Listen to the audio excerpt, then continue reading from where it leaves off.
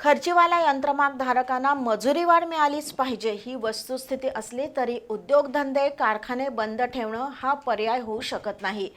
त्यामुळे मजुरी वाढीसाठी ट्रेडिंग धारकांशी व्यक्तिगत चर्चा करून हा प्रश्न मार्गी लावण्याचं आवाहन माजी मंत्री प्रकाश आवाडे आणि आमदार राहुल आवाडे यांनी शनिवारी रात्री केलं होतं।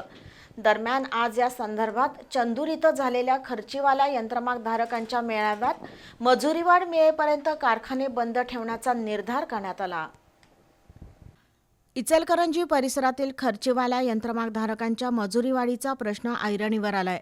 2 दिवसांपूर्वी पॉवरलूम असोसिएशनमध्ये झालेल्या बैठकीतील गोंधळानंतर शनिवारी काही कारखाने बंद करण्याचा प्रयत्न करत थेट कारखान्यात घुसून बीम कापल्याची घटना घडली। दिवसभर हा गोंधळ सुरू होता।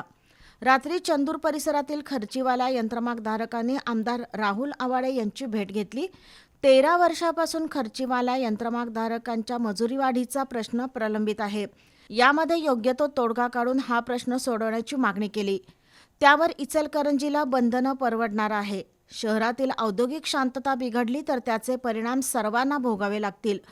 त्यामुळे यंत्रमागधारकांनी कारखाने बंद न करता व्यक्तिगत पातळीवर चर्चा करून त्यातून मार्ग काढूयात।